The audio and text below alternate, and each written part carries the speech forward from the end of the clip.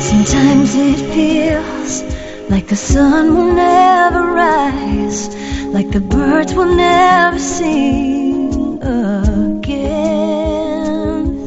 Believe in a power greater than what you are going through. When you don't know what to do, keep breathing. That's right. When you don't know what to do, just keep on breathing. In the city of Los Angeles, in the city of angels, from the Big Apple, also in New York City. Welcome to all my listeners out there in Radioland. That was a burp. I am Dave, the caregiver's caregiver at caregiverdave.com. Yes, live radio, folks. Along with my lovely co-host, Adrian Gruberg at thecaregiverspace.org. Say hello, Adrian. Hi. Hi. Also coming to you live and on demand 24/7 on numerous syndicated radio and podcast networks on 26 global audio and video platforms, including, gosh, there's a whole bunch of them: iHeartRadio, iTunes, YouTube, Spreaker. The list goes on. In fact, we are proud to be voted #1 caregiver podcast of the top 50 on Player FM. That's a big deal. And #2 caregiver podcast on FeedSpot. That's a big deal. And #2 caregiver podcast on caringvillage.com. Not sure who they are, but it must be a big deal. And we do have an exciting show planned for you today. Leonie Rosenstiel's passion for helping people navigate the maze of elder care began when she watched several of her relatives become incapacitated. And she spent over 19 years researching the problems within the system, which there are many, in order to help herself and her clients create positive outcomes. Leonie regularly coaches and consults with individuals and families. She has a master's degree in public health and is also a certified mediator. And she wrote Protecting Mama, Surviving the Legal Guardianship Swamp, and also created the Dayspring Empowerment Summit and the Dayspring Empowerment Course to help others. Welcome to the show, Leonie. Thank you, Dave. Nice to be here. Likewise. But before we begin, I do always like to thank my last week's guest who was on here. And that was about the 4-letter word that will rock your world. And that 4-letter word is love. Kim Sorrell is a director of humanitarian organization, popular speaker, and author of 2 books. And it's a great interview. And just a reminder, you can watch or listen to that interview and all our interviews on our membership website, caregiverdave.com, or any of the other 26 global networks that I mentioned earlier. All right, enough of that. Well, welcome to the show, as I said. And I always like to ask my guests, just who is Leonie and why was she placed on this earth? I think I am here right now for helping people and trying to get people to feel better and feel more comfortable, especially around caregiving. And actually, Kim's a friend of mine, which is very funny. Get out of here, really? No, I actually do know her. Yes. Did you know she was on the show last week? No. What a small world. It's a small world after all. She was a great guest, and it was a great show. So it's nice that you know, they say birds of a feather flock together. I hope so. I think so. All right. Well, let's get going here.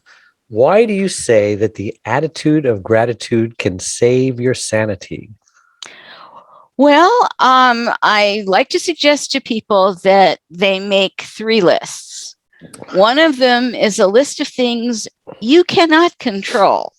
And there are a number of those. If you're a caregiver, one of those things is the actual physical condition of your loved one, whether that progression is going in the direction you would like it to go, or it's going in a direction that you don't particularly like and you wish it would change.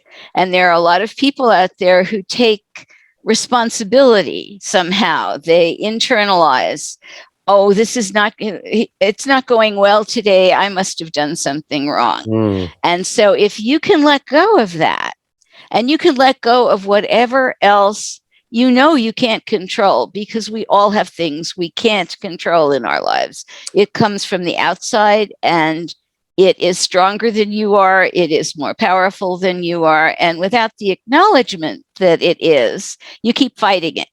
Right. You keep wanting to fight it. So if there's one list, that's the first list. And that's the list of things that you're not responsible for, which is a nice thing.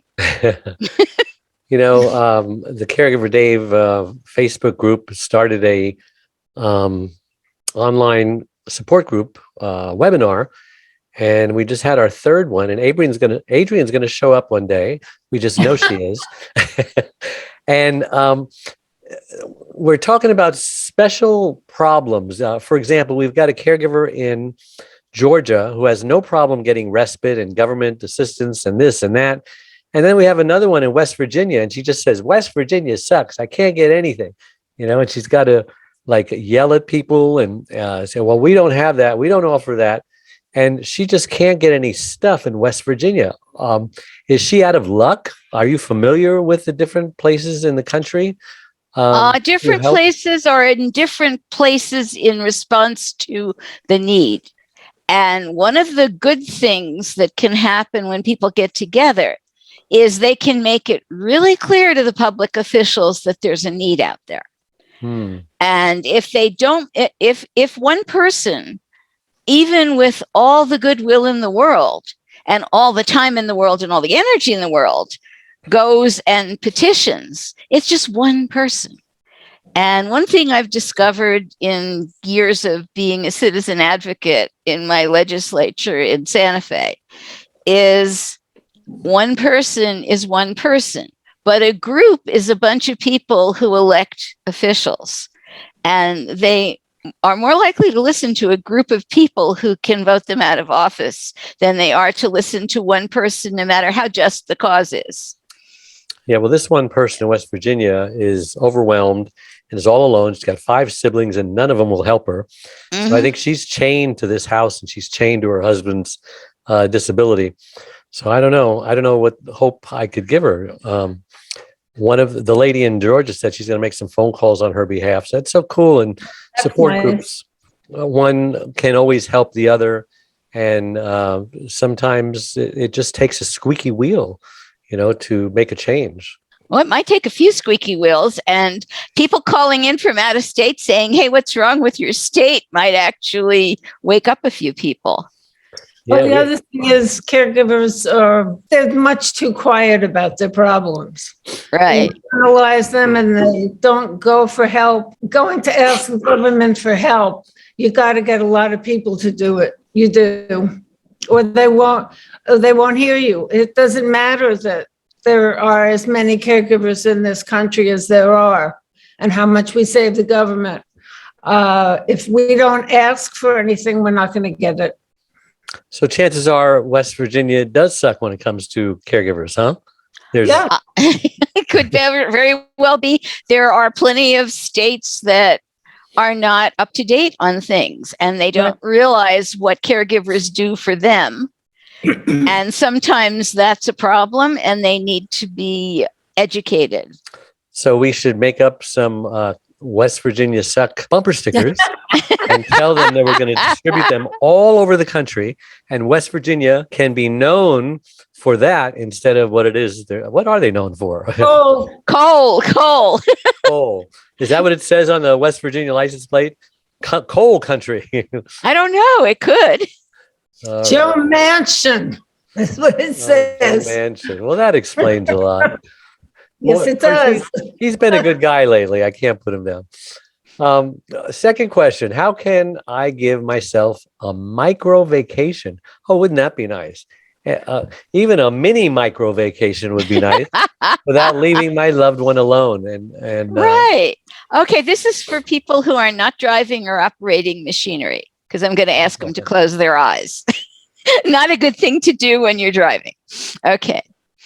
If you just sit quietly and close your eyes and put your feet on the ground and just relax. First thing you'll notice if you look inside yourself is where you hold your tension. Everybody holds it a little different. Some people have it in their shoulders. Some people keep it in their stomach. Some people have it in their low back. It's like a ball that contracts. And as you sit there with your eyes closed, just take a nice deep breath in for 4 counts.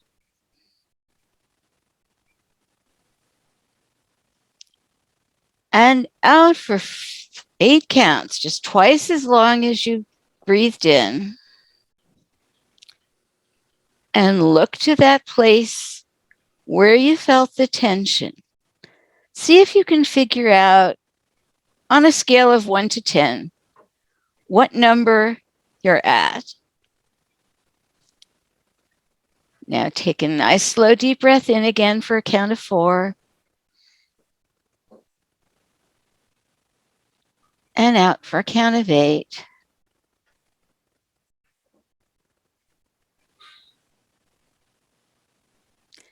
Look to the same place. See what number you're at.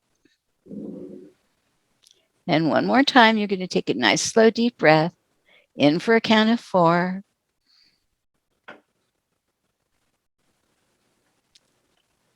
And out for a count of 8.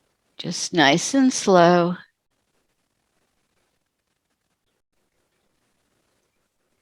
And now open your eyes and see how you feel.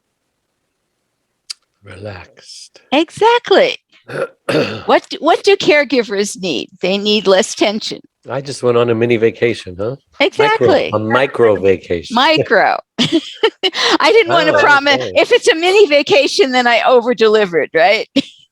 Everybody has time to breathe. Right. And you can do that in a couple of minutes. You can even be sitting right next to your loved one's bed and just go on a little micro vacation. Mhm. Breathing is so important. I mean, that's our theme song. You can't hear it because we're taping this, but just keep on breathing. Exactly. And how you breathe is also important. Mhm. Yes. How you breathe really helps determine how tense you are and how anxious you are. And if you can teach yourself to calm down and re-regulate, you've got a lot of the battle won.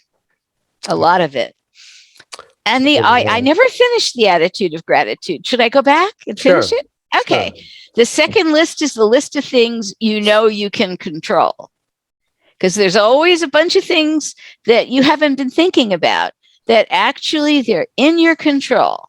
It might be what people are eating. It might be how hot it is in the house. It might be any number of things, but you control those things. And it helps you to know what you can control. The third list is the list of things that are either beautiful or that you love. And you'll notice that the 2 lists of things that you can control and that are beautiful and you love, there are 2 of them, and there's only one of the list of things you can't control. So you have more control than you think, and you have beautiful things in your life, and you have things that you love in your life, and they'll still be there, regardless of the fact that there are some things out there that you can't control. So this is helpful in developing an attitude of gratitude for the things that you love and the things that are beautiful and the things that you have been given to control. And they're yours. Those are your things. And you can make a difference with those things. Wow. That's awesome. Yeah. Where'd you get this stuff from? I got it from experience. Oh. I was a caregiver for 9 years for my mother before a commercial guardian took her over. I was also a caregiver for my husband for 7 years. And so if I did not have this information, I don't know what I would have done. I really don't know. Caregiving can make you very wise. So let's talk about power of attorneys, because that's a controversial topic. Some people say, oh, yeah, you got to get one. And some people from experience have found once you have a power of attorney, now you've got Social Security coming after you. Like my sister, after my mother died, they wanted their money back because they refused to pay the hospital because she died 2 days before, the end of the month. And she says, I'm not paying you anything, Right. And besides, I'm not a power of attorney anyway. So what's your opinion on that? Well, I've had powers of attorney. I haven't had that particular problem. That doesn't mean you don't have problems. What tends to happen if people want to go for somebody wants a guardianship, you get into court, and what happened to me was the judge negated my mother's powers of attorney. So she didn't have them anymore. I had been using my mother's power of attorney to take care of her finances for about 9 years. How can they negate it? Oh, they just do. They do it regularly, And routinely. why? They want to appoint someone else. They want to appoint a stranger. They want to appoint a commercial entity. There are any number of reasons why, and they can do that. They have the legal power to do that. So did they? Yeah, they did. After the 9 years, my mother then had another almost 9 years of commercial guardianship. How did that work out? She wasn't very happy, and that's one of the reasons why I wrote the book. She asked me to write it and to go on a crusade to try to prevent it from what happened to her from happening to other people. Wow. What was her ailment? She had dementia, and there's a stage in dementia where people get very, very confused, and they can easily be manipulated by people who do not have their best interests at heart. It is my belief that that's what happened to her. And she believed that later when she got a little more clarity and calmed down a little bit. There's a stage where people are confused about timing. They're confused about where they are, when they are, how they are. I mean, I sat in my mother's competency hearing and heard her say that she spent time at the court of Versailles. Well, nobody spent time at the court of Versailles since 1789. So, yeah, I mean, people are confused. They are legitimately confused. And it's not her fault, but people can use that and manipulate you. Take advantage. Right. Yeah. Wow. So does it take a community to care for someone who's incapacitated? Can one person do it, or is that a recipe for burnout? Well, it is a recipe for burnout. For one person to try to do it 24/7. I was sitting in a dentist chair last year, and he had a new technician, and she asked me what I did. And when I told her, she said, "Oh, my father-in-law's having the most horrible problem. His wife has dementia, and he's taking care of her. And the two kids, they'll come on the weekend. One of them comes one weekend, the other one comes the next weekend, but he takes care of her during the week." I said, "When does he sleep?" She said, "Gee, I don't know, because my mother-in-law is out wandering at night, and they lived in a rural location, so she could easily get hurt." So I said, you got to get some respite. You can call a couple of agencies that I know and, just find out about whether they can help you. But are you able to stay up 5 days without ever sleeping? And then somebody comes and spells you for a day or two? I mean, you can't do that. I can't do that. He can't do that either. And be responsible for somebody else's well-being. No, you can't do that. Absolutely not. I mean, you can try, but it's only going to last so long until you're so exhausted you sleep, and they're going to go out wandering anyway. And then somebody's going to come and see that they're out wandering. How come you're not taking care of them? There are some precautions that need to be taken so that people don't wander. It's hard. Oh, it's very, very hard. If you're alone, it's extremely hard. Help is always, people don't want to say, "I need help," but they need help. They do. Everybody needs help sometime. Yeah. Adrian, were any of your recipients, your husband or your mother-in-law or your mother, wanderers? No, that's one thing. I was very fortunate about that. No one in my family had Alzheimer's or dementia. Steve had dementia for 3 weeks before he died. And the doctor thought it was just because he couldn't, it was his way of escaping what was going on, rather than the kind of dementia that other people have. Yeah. So you can actually take yourself into dementia, huh? If you want. Well, he seemed to have. You just disassociate from reality because it's too painful. It's too painful. Yeah. I think one of my grandmothers did that. She had broken her hip and she was in the hospital and she had been operated on. But after the operation, she never quite came back mentally to where she had been before. And I think part of it was just being completely immobilized. And she wasn't used to that. She's a very active lady. Yeah. And it was a real shock for her. Yeah. We talk about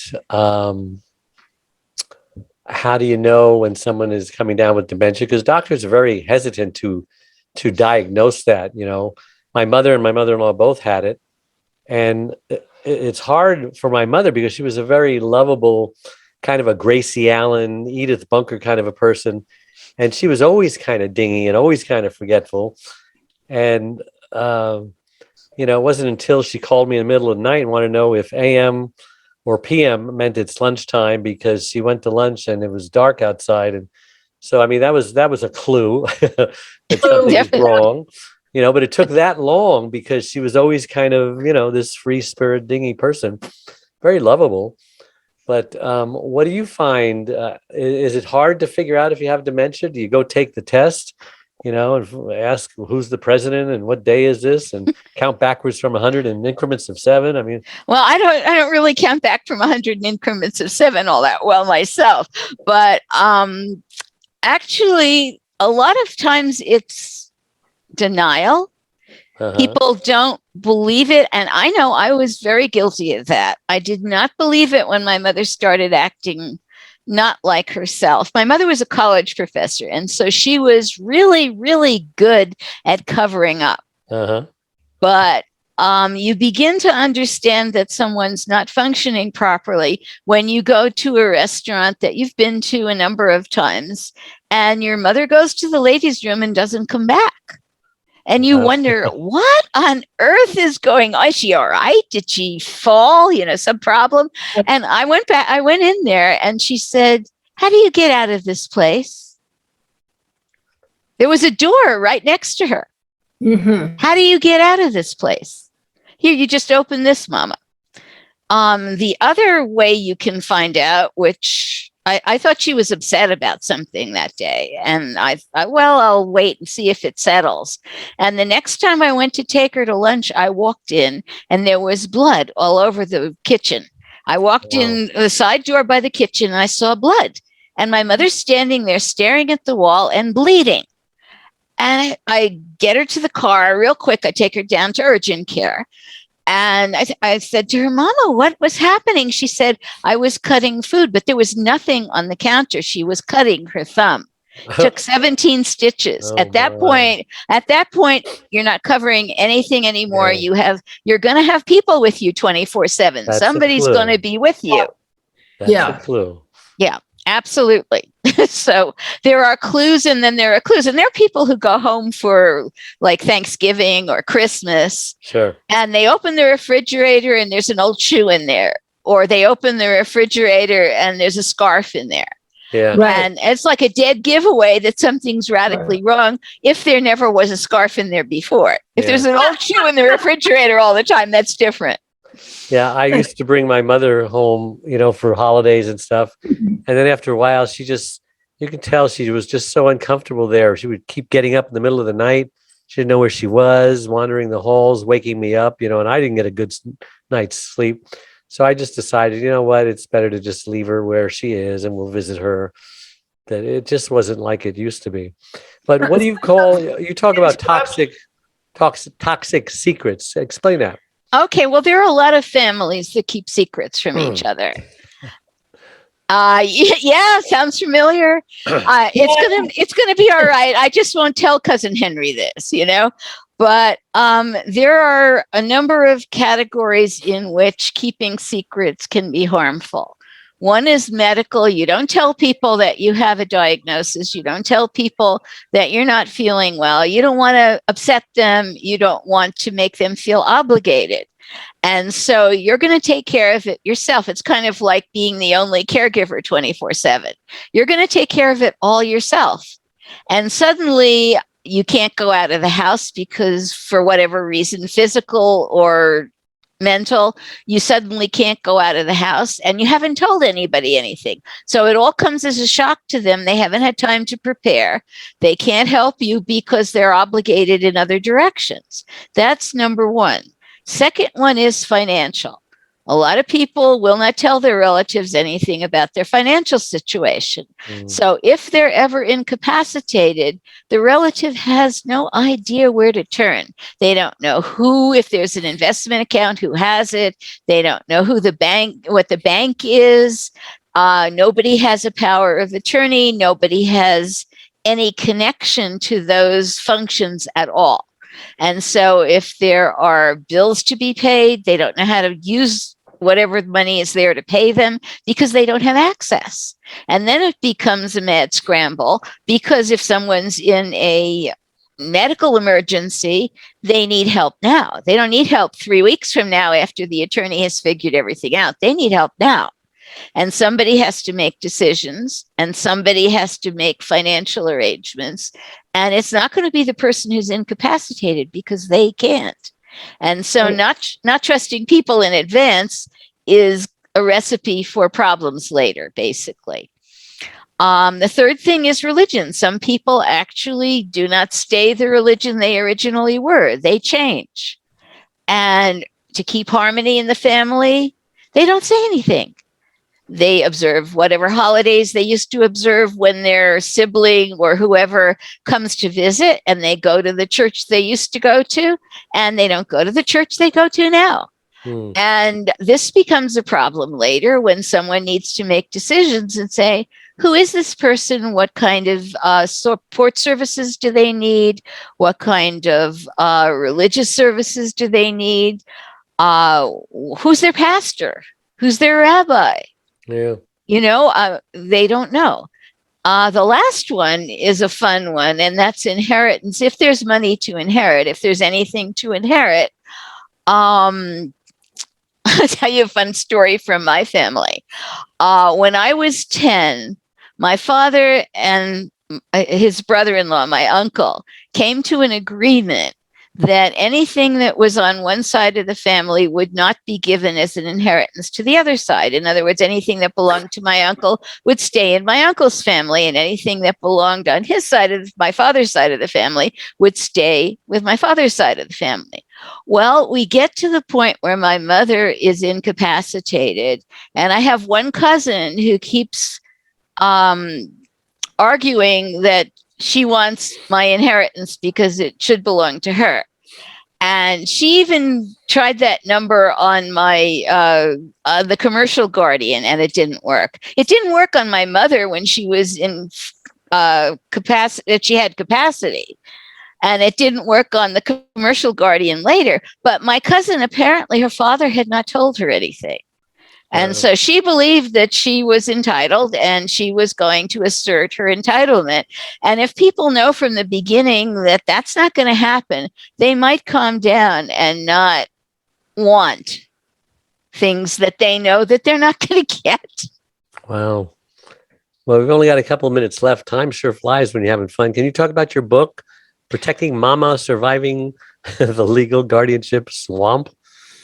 Oh, it was a swamp, and I managed to slash my way through it, and that's why I created the course and the summit to help other people do the same and try to avoid it if you can. I told the story. I managed to get access to the documents, which is not easy. The court generally puts a veil of secrecy over them, and I had to fight for 5 years to get it lifted. And now I think I have a way to help other people get their secrecy veil lifted as well. And it won't take 5 years? I hope not, because now I know how to do it. But it requires legal assistance. You can't just walk into court and say, I want my stuff, because I know people who've done that and it has not worked. They have said, go away. This is a secret matter. The court does not release this information, but the court can be made, many times the court can be made to release that information for good legal reasons that it has no way to contest. And I'm living proof that I'm allowed to speak now. I had a gag order on me. Really? saying you will never be allowed to speak about your mother. You will never be allowed to speak about guardianship. And here I am talking, and I'm not afraid of going to jail. What state are you in? New Mexico. Oh my gosh. That's so now New Mexico odd. sucks instead of West Virginia. We have had some people who have done expose articles on what the problems have been here, and there have been many. Make the bumper stickers. Let's get them out there. New Mexico and West Virginia, and you might need to add 5 or 6 other states to it, like Florida. Well, thank you so much for coming. You can't talk about your mother. I can't believe this. The judge made me an automatic orphan. Terrible. Only in America, right? Oh, it has to stop. It really has to stop. They can't do that anymore. They shouldn't do that anymore. Well, thank you so much for coming on the show. How do they get your book? They go to your website or Amazon? You can go to Amazon. It's sitting right there on Amazon, and they're welcome to it. And actually, it's free if you've got Kindle Unlimited. Great. Ooh. Great. All right. Well, thank you. And everybody, this webinar is available to anyone on the 26 platforms or at caregiverdave.com. So check it out. And caregiverdave.com is a free membership support community with lots of tools, resources, free gifts, as well as a Facebook page with the same name. And Adrienne also has chat rooms and lots of support on her site, thecaregiverspace.org. Right? Is it the? And the Facebook, yes. And the Facebook page. Yes, mostly the Facebook page with the same name, Caregiver Space. And please click the like button on whatever what platform you're watching this on or listening to this on, because it helps us reach even more caregivers by improving Google's search engine algorithms.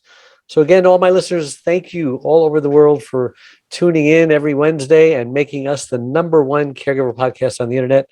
Look for our podcast on your favorite platform. So until next week, bye-bye, and may God richly bless you.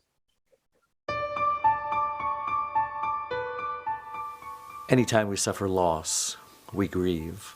And a lot of people don't realize what even the grief process is. But it could be 5 to 7 steps ranging from denial, I don't believe this is happening, anger, oh my gosh, I'm so upset this is happening, to a form of bargaining, how can I get out of this, to depression, which is a very serious thing because that often leads to suicide. And then finally, after you realize you have no more control over your situation and you're totally okay with the new normal that it brings, that wonderful, wonderful place called acceptance.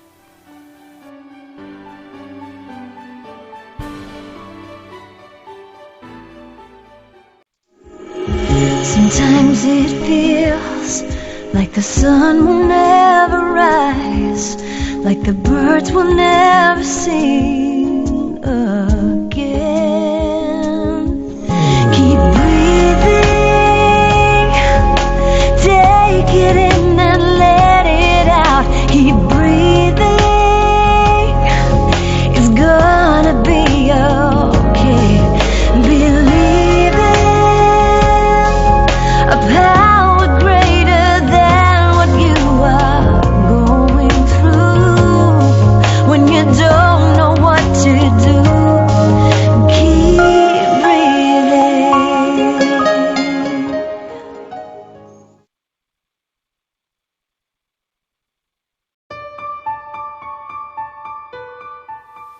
Anytime we suffer loss, we grieve.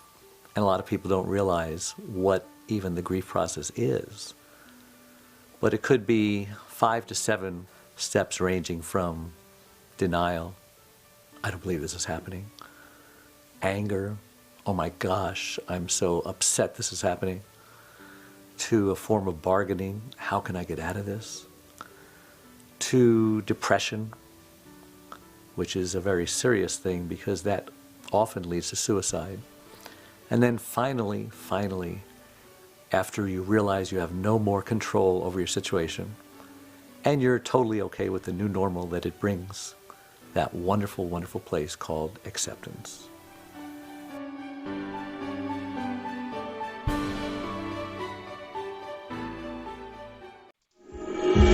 Sometimes it feels like the sun will never rise, like the birds will never sing again. Keep breathing, take it in and let it out. Keep breathing, it's gonna be okay. Believe in a power greater than what you are going through. When you don't know what to do, keep breathing.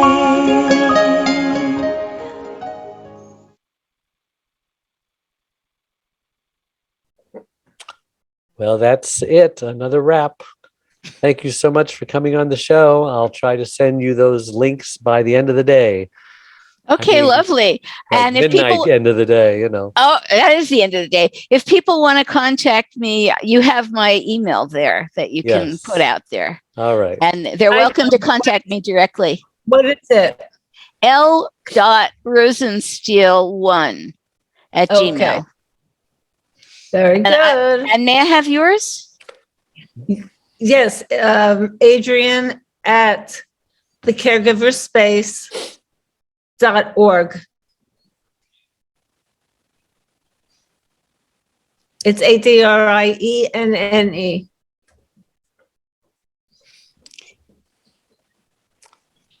Okay. Okay, that was great. Thank you. Well, we're going to bring on our Hope- next guest. Thank you so much for coming. Hope I'll on. see you again sometime. Appreciate it. It was a great interview. Bye-bye. Thank you. Bye-bye.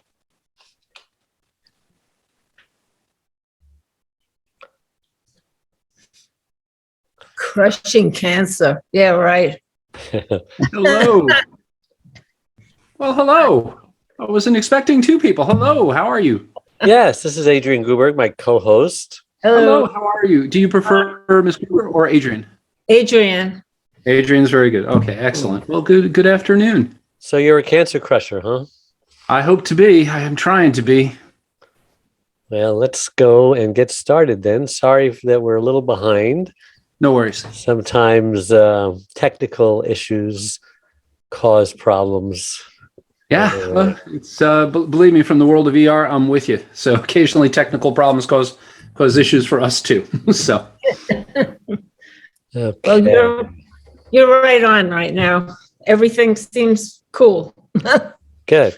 Let me bring up what I need to bring up and we'll get going here. Is it Kerry Forrestal or is it Dr. Kerry Forrestal? How do you want to be referred to as? whatever you feel comfortable with. A lot of folks have been going with Dr. Kerry. That seems to be a thing. Yeah, that but does whatever seem to you be guys the are thing comfortable these with. When days. it's just you and I, and we're not on air. Yeah, when we're not on air, please just Kerry. So Okay. I'm not very formal. All right, let's get going. 3, 2, 1. That's right. When you don't know what to do, just keep on breathing. In the City of Angels in Los Angeles and from the Big Apple in New York City, welcome to all my listeners out there in Radio Land. I'm Dave, the Caregiver's Caregiver at caregiverdave.com, along with my lovely co-host, Adrian Gruberg at thecaregiverspace.org. And we're coming to you live and on demand 24/7 on numerous syndicated radio podcast networks on I like that radio. If you say radio, you 26 do global audio and video platforms. As I said, 26 global audio and video platforms, including iHeartRadio, iTunes, YouTube, Spreaker, SoundCloud, Vimeo, Stitcher, Blog Talk Radio. Oh my, shall I go on? No. I won't. In fact, we are proud to be voted #1 caregiver podcast of the top 50 on Player FM, #2 caregiver podcast on FeedSpot out of the top 60. That's not easy to do. And #2 caregiver podcast on caringvillage.com. And we have an especially exciting show planned for you today, don't we, Adrian? Yes, we do. I've got a lot to do today because I've got to catch a plane at first thing in the morning to Philadelphia, Ooh. where I'm going to meet the one and only Dr. Oz, Senate candidate for the state of Pittsburgh, I believe, and Pennsylvania. Pennsylvania. Did I say the state of Pittsburgh? If you've ever met anybody from Pittsburgh, they think they're their own state. So he's right on the money. The last time I was in Philadelphia, I wanted to get a cheesesteak sandwich, which I did. I wanted to have a picture with Rocky, which I did, the statue. Had to wait 20 minutes in line for that. And then I wanted to run up the stairs to the whatever that was. And I was just too tired. And I said, next time, but I don't think I'm going to do it this time either, because I have a sore hamstring from falling down in a parking lot because I was stupid enough to walk in a planter. But enough about me. Dr. Carrie Forrestal, emergency medicine doctor and author of the book Crushing Cancer, a patient's complete guide to managing a cancer diagnosis. Diagnosis, that's how you say it, right? Started in EMS at the age of 16. Get out of here. Nobody starts EMS at the age of 16, do they? When you work for an American Legion ambulance, you can. Oh. They were old World War II vets who said, I was killing Nazis at your age. Yeah, come on. So, and the other kicker there was my mother was an ambulance driver. So I was 16 with my mommy. So they let me go ahead. I see. And you volunteered for 17 years at various EMS agencies around New York City. Ocean Lifeguard for 7 years. Yes. I don't know what Okeanos. What is that? Okeanos. A whale and seal stranding organization on the east end of Long Island. Wow. Are they still there? They've changed. It's now there's another organization. These organizations change over time. I forget what the name of it is off the top of my head now, but yeah, great fun running around. Adrian is a save the whale kind of a person, aren't you, Adrian? I don't. Yeah, of course. Of course you are. My other place is on Fire Island, so I'm along. I have chased seals in the middle of the night on Fire Island. We have done that. So yes, so it's great out there. So my gosh, we had a lot of dolphins last year. Yes. Yep. Yeah. No, it's neat out there. It's lovely. So doing your part to rid Fire Island of seals. Okay. Currently an attending physician in a trauma center in Maryland. But before we get started, let me take this moment and thank my last week's guest, Kim Sorrell. And she wrote a book about the 4-letter word that will rock your life. And that word is love, Love. So just a reminder, you can watch or listen to that interview and all our interviews on our membership website, caregiverdave.com, or any of the other 26 global networks that I mentioned earlier, iHeartRadio, iTunes, YouTube, etc. All right, enough of that. Dr. Carrie, welcome to the Caregiver Dave Show. We're so excited to have you on.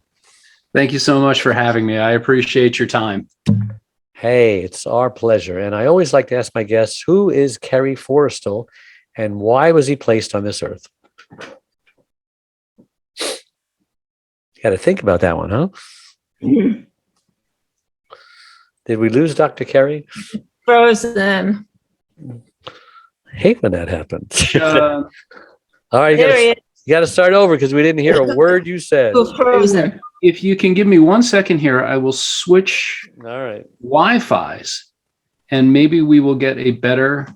You have a booster somewhere in the house? Less interrupted. Yeah, that happens to me. I'll switch rooms and my phone, even though I tell it and it thinks it's smart enough, it's not smart enough. I got to help it. Do you know where that place is that saves the whales in Long Island, Adrian? Ever heard of it? Yeah, it's out in Riverhead. So it was Okeanos, and it's now based around an aquarium. So your question was, who is Carrie Forrestal? So yeah, who is he? My wife would tell you the maker of messes in the kitchen. My parents would tell you the driver of blood pressure. And why was I put here? Still working that out, but I think if I look at my pattern, it's hopefully to help a few people who are in a rough place. My dad is an Irishman. No, he's a proper Irishman from Ireland, the Midlands of Ireland. And he always said for his, he's an Irish immigrant who came with a mechanic, with mechanic skills, and he has a house in the Hamptons now. He was in the Air Force out there. Oh, house, and he goes, as good as we've been treated in this life, you have to give something back. And I've always taken that to heart. As good as life has been to me. I mean, those are wonderful adventures. Sure. And as a doctor, I mean, it's such a privilege to help people out, but you got to give something back. So you go to Haiti for the medical mission trips, and you do the things that are more than you have to, because how else? When you can, right? Is it hard? Is it hard going to Haiti and volunteering like that, or is it just such a joy, or both? People are a joy. The people are joy. They're just wonderful. They're such wonderful people who've been given such a rough hand, and it's incredibly frustrating. But it's hard. It's backbreaking, and it's long hours, and you don't eat well, right? No. When we're at the mission compound, I mean, the chef there is just fantastic. But it's basically power bars, all day long in 90-degree heat. And it's been years now since I've done it. You come home weighing less than when you went, right? Yeah, it's a great weight loss program. Especially if you happen to pick up some of the delightful things that you can get in Haiti. So now my wife is a gourmet cook, and we all went on a missions trip to Mississippi, Habitat for Humanity. We built a few houses down there, and she was in charge of the cooking. And that is the first trip everyone said that they actually gained weight on a missions trip. Would she have any interest in coming to Haiti? I don't think so. Okay. I don't think so. All right. Why did you write this book, and how does it apply to your caregivers? Give us the title again of the book. So it's called Crushing Cancer, A Patient's Complete Guide to Managing a Cancer Diagnosis. So I wrote Great title, by the way. Thank you. Thank you very much. So I wrote it. There are a few reasons. It seems strange to some people why an ER doctor is writing a book on cancer. But during cancer care, right, where's the first place you go in a lot of things when things go wrong? Is you come to the ER, and we see a lot of things that could have been prevented, avoided, if people had access to good information.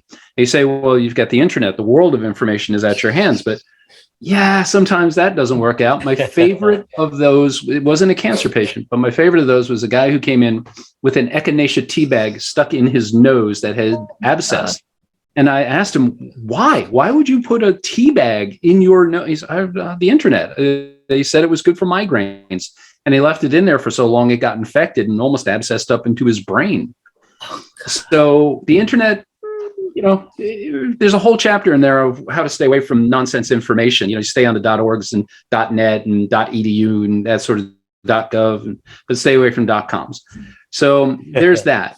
There's also the element that we diagnose a lot of cancer. People come in with a cough or, my shoulder. We had one poor guy who was a husband of one of our nurses, came in, golfer. He was in his 70s, just really living life, came in for a shoulder thing and went home with lung cancer. And it didn't go well. So, and then finally. That happened to my husband. He went in with peritonitis. We thought that was bad, but when they took a scan to figure out where to operate, they aimed a little too high and they caught his lung cancer. Oh my goodness. Yeah. We do a lot, they cut a little bit higher up into the chest on most of those. Right. I'm amazed at how many times you pick up lung cancer on a belly scan. It happens a lot. Right. So, and my brother went in to he had prostate cancer, and they put in this little rice size marker, and they're going to put a laser, right? Aim the laser at it or something like that. And they missed, or they put the marker in the wrong place, and it burst a blood vessel, and he almost bled to death. Oh, no. So what was considered a very minor surgery, I guess no surgery is minor, right? Yeah. Yeah, things can go off the rails. That's why they make you sign those papers. Yeah, lots of big stack of papers. So, figure if you really mean it. And so, but yeah, no, any surgery can go badly. Anytime there's anesthesia, there's complications from infection. No surgery is a small surgery. So absolutely.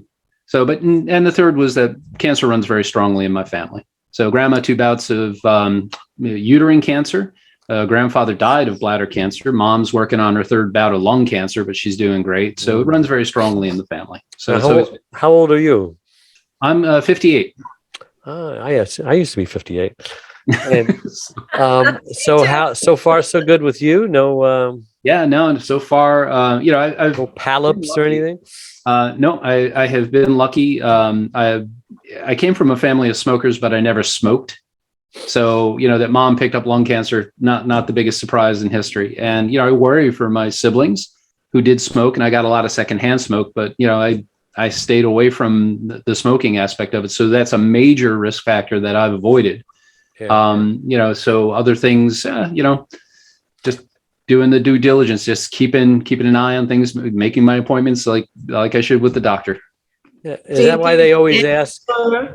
I'm sorry. Do you have regular scans or what?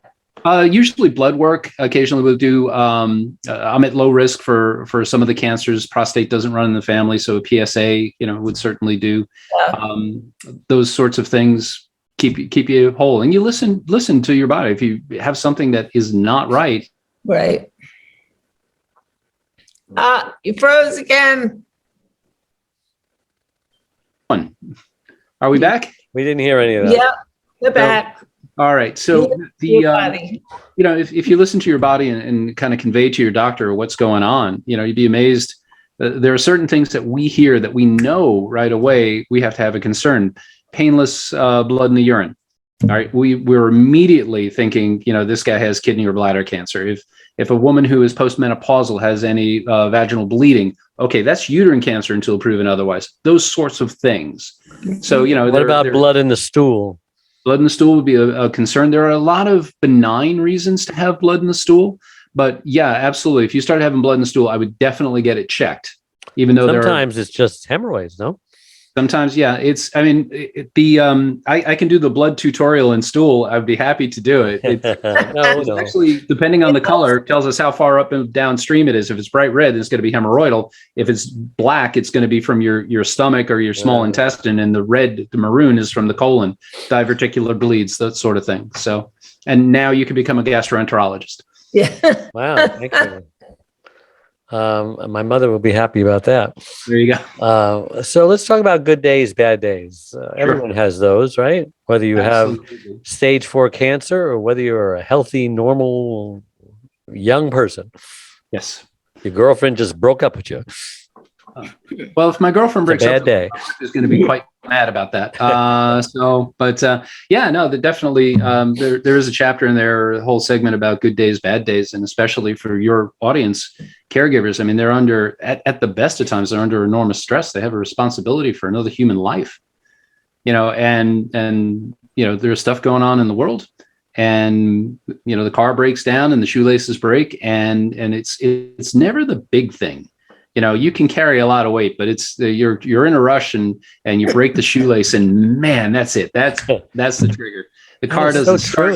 I mean, what do you do when you break a shoelace? You're just at everyone's mercy. Everyone's going to look at my shoes. Yeah. I guess smart people have an extra set of shoelaces, right? Or loafers. That would do it right there. Loafers. If we get the world on loafers, we're going to make a lot of happier people. That's a great idea. So, but they should just make unbreakable shoelaces. That's titanium, but they're very hard to tie. That's the only thing. So, but it's always the small thing that'll get you. And you were saying about being smart. If you know that you're getting up on edge like that, just if you can take the step back before you get to that breaking point. If you see it coming, if you listen to, you're under pressure, you see yourself getting more and more ramped up. Everybody has their things that they can do, that they do to try to break the pattern of just escalating tension. Yeah. And try to find that escape, that relief valve. We talk about escape. We're talking about breaking the pattern. This is, Tony Robbins? Sure. Right. So, and he talks about breaking the patterns. Sometimes, and I think that was, some of it's good, some of it's bad, but that I thought was particularly good. That you get into these patterns and they progress, but if you can break the pattern before it fills itself or fulfills itself, so you talk about escapism, and there's bad escapism. There's drugs, there's alcohol, there's unhealthy things that you do that take you out of the situation but harm you. But there are other things that you can do. You escape into music. You can put on a dumb film. Those are always great. Dumb and Dumber. Yes. What's your favorite guilty pleasure dumb film? What would be your go-to? It's just a superhero movie. Really, I guess Groundhog Day. So Groundhog, that's a great one, right? So, and how about you, Dave? grumpy old man. I don't know. Is that us? Is that so? But and yeah, like Beer Fest. I mean, that's always a dumb one to just park your brain at the door. So Groundhog Day. All right. Yeah, I wanted to ask you, do you write anything about this is cancer brain? What's it? The fog, you mean, that people get? Yeah. No, the anger. In which particular part of it? The anger over having it, or the anger over? That comes from the patient to the caregiver. Sure. Yeah, actually, we talk a lot about that. Unfortunately, there's going to be angry days. There's going to be venting. And one of the things that really, from day one, you have to marry yourself to is that when somebody who is sick with cancer or with anything, the anger is not towards you. Right. The anger is towards the cancer. You're just the most accessible outlet of it. So if you let it, instead of soak into you, kind of wash over you and beyond, like a wave in the ocean, you don't take it so much to heart. It's somebody's yelling at you for something you did. You crashed their car. Okay, that's you, right? But if they're yelling at you because they're really feeling miserable because of the cancer, it's not you. And you have to believe that. You have to understand that. And doing that, to my mind, makes it easier to go the long haul, and you will not suffer some of the negative consequences of absorbing negative emotions from others. Yep. Yeah. Time is going so quickly here. We've got to talk about caregivers. They burn out so easily, but we're talking about cancer mostly. So what are the 3 pieces of advice you would give to someone newly diagnosed with cancer or any long-term serious disease? Because all of their friends have advice. They all know this great guy or this great clinic that, it's cutting edge technology and world renowned. Gosh, I've been hearing that story all over the place. Whether you have a stroke, whether you have cancer, there's always someone that they should go to. And that's a source of stress, isn't it? It can be. Everybody's got advice. And the best thing that you can do for a patient who's been newly diagnosed with cancer is listen. Right? They don't need, they'll ask for what they need, but don't just shovel the stuff on, because it creates uncertainty, and uncertainty is a source of stress. So the first 3 things I would say: 1, when you get the diagnosis, start from hour 1, day 1. That's a phrase we use in the book, hour 1, day 1. All right, to start to manage it. A lot of people will shut down when they initially get the diagnosis, and they'll be offline for a variable amount of time. Some people who are real, just, okay, I'm going to take it. They're ready to go in a day or so. Other people, it's a week. Other people, it's a month. And you start to get to the point where you don't have that time to give away in treatment. So start from hour 1, day 1, get a good wingman, somebody that you trust, somebody who can listen with you, and somebody who can help, and start writing everything down. Right. So from hour 1, day 1, start with your plan. 2, listen to your care team, period. Right. The internet and all the helper friends that you're talking about, they're all going to have 1,000 different things. There are going to be people who are going to tell you, just take the Laetrile or take the molasses cookies. I saw one guy who was hawking molasses cookies to cure cancer online. Ignore all of the nonsense. Talk to your care team. You chose them for a reason. Well, the latest thing is the parasite pill for pets, right? For horses. Ivermectin. Yeah. That's been a real difficulty. I mean, are they getting results? They claim that they're getting results with that, but yeah, who knows? The thing with if you have river blindness, ivermectin's the stuff. Okay, you go take some. If you've got river blindness, I'm all for it. Here's the thing, especially in any medicine, especially emergency medicine, we want the simple fix. If you got something that is very effective and really simple, we know ivermectin. We've been, how many years, decades with this medication. If it cures COVID, excellent. All right, problem solved. I don't have to live in my guest room for 6 months so I don't infect my family before we could get vaccinated. I'm all for it. We're all for it. But you got to show us the data. They were pushing it for cancer long before COVID came around. They probably were. I haven't seen ivermectin for it, but I'm sure somewhere out there's a guy doing it. Just, it's an easily gotten medication that you can do a markup on tremendously. And, they do these things and it makes you crazy. You look at the example of Steve Jobs. There's a guy who's bright enough to change the world with, the computing thing. And he comes up with a very treatable type of pancreatic cancer. Right? Pancreatic cancers, adenocarcinoma, the bad one, take you very quickly, and it's hard, but we're getting better at treating it. But he had a slow moving one, which is called a neuroendocrine tumor. So he had the time. The cure rates are really up there, 70, 80, 90%, depending on when you catch it. And he went, I'm Steve Jobs.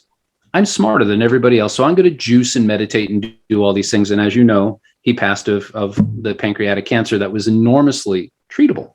And, Isaacson, the guy who wrote that wonderful book about him, said he kind of realized that he made the mistake. But by the time he realized he made the mistake, it was too late. So, you run around with ivermectin or molasses cookies or Laetrile or whatever else, you're wasting time.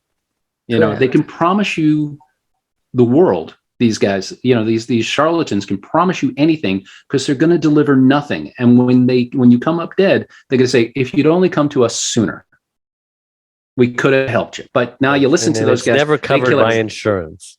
Yeah, they killed you. But if you come sooner, we could have helped.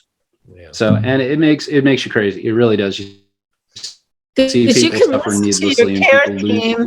And do the things that relieve stress, which makes the cancer worse. I mean, there are other things you can do, but listen to your care team. Definitely. Absolutely. I think most care teams now, there's a real important division between alternate medicine and complementary medicine. Right. So I use the example of the lavender candle, right? So let's say you go and you do radiation therapy or you do the chemotherapy and you're really feeling bad. You light the lavender candle and it helps to calm you and it puts you in a more relaxed place. That's complementary medicine. But if you light the lavender candle and you expect it's going to cure your cancer, that's alternate medicine and it's garbage. So it's not going to help you. So like I said, complementary medicine we're all for. Alternate medicine has not been proven. And they have there's a joke in medicine. Do you know what you call alternate medicine that's been thoroughly, rigorously researched and proven to work? Medicine. All they have to do is do the studies and prove to us that it works and it's safe. And man, we're all for it. We want more bullets in the gun. So we're not. And all those conspiracies about we can cure cancer, but the pharmaceutical companies are getting rich with cancer drugs. That's all baloney. I'd love to know if people are doing that and they're making all sorts of money. It's like, can I know about it? So I mean, but it's not true. The pharmaceutical companies, they're no angels. I'm not trying to say they are, but they have given us a lot of useful therapeutics. And now with immunotherapy, we're really getting to an amazing day. There've been four phases of cancer care, right? There's been surgery from way back when, right? So there's something. You see that? Let me see if I can do that. That little guy back there, that thing in the frame, that's the Edwin Smith Papyrus. And that is the oldest known medical text. And they describe taking care of cancers with surgery. And it's from however many thousand BC. All right. So surgery has been the one that was the only thing that was the only game in town up until Madame Curie did the radiation thing. Then we had radiation. Then Sidney Farber did his thing in the 1940s with leukemia kids. Then we had chemotherapy. And now we have immunotherapy. They're finding that there are viruses that specifically attack melanoma. So you can inject somebody with a virus that will only attack melanoma. I mean, we're living in an incredible age, So sorry, I went off on a bit of toot there. My apologies. Okay. No, therapy is really important. Yeah. Well, Absolutely. In the next 30 seconds, how can someone get a hold of you, read your book, find out more information? So the book is on Amazon.com. And we're going to try to get it over onto Barnes & Noble. And then the larger project where we're trying to collect stories from cancer patients to create books specific to the cancers is at warriorstance.com. Okay. Then you cut out. You cut out. Say it again. Warriorstance.com. Stance? Yep. STANCE. Yes.com. And that's where we're trying to collect. It's a cancer journaling site. It's not a discussion forum. It's a place for people to keep online journals while they go through their chemotherapy. Cool. And the idea is first book, general, second book, or the next three will be the big three, which is lung, prostate, and breast. And then we'll start going into the colorectal and all those things, pediatric, if this pans out. So the first book was to raise awareness for that project. So. Wow. Well, thank you so much for coming on the show. We really appreciate it. It was a great interview. Thank you. Thank you. And I thank all our people who listen to our show. Thank you so much for tuning in every week and making us the #1 caregiver podcast. I'm at caregiverdave.com. Please visit the site. Adrian is at thecaregiverspace.org. We both have Facebook pages with the same name, Caregiver Space and Caregiver Dave. And please check the like button below whatever platform you're watching this on so that Google can give us kudos with their algorithms and help even more caregivers. So until next week, thank you so much and God richly bless you. Bye-bye. Thanks, guys. Thank you. Great show. We'll send you the links later on today. Thank you so much. And I would encourage you to pick up a pre-sale copy of my book. I tell every guest that comes on because it's a book about wisdom. It's called Secrets from the Hammock, Uncommon Wisdom for Uncommon Times. I'll send you a link when I send you the other things. And okay, sounds good. Secrets, plural, from the Hammock, HAMMOCK. Thank you. It's a good name. I like that. Have a great day. I'm busy reciting the audio. Oh, I think I froze now. again. Oh, are you there? Take Bye-bye. care, guys. Take care. Thank you. Thank you. Thank you. I'll talk to you later, Adrian. Bye. All right. Bye. Have a good flight. Thanks. Enjoy Philly. I will. I'll have a cheesesteak sandwich and I'll say, this is to you, Adrian. Bye-bye. Bye.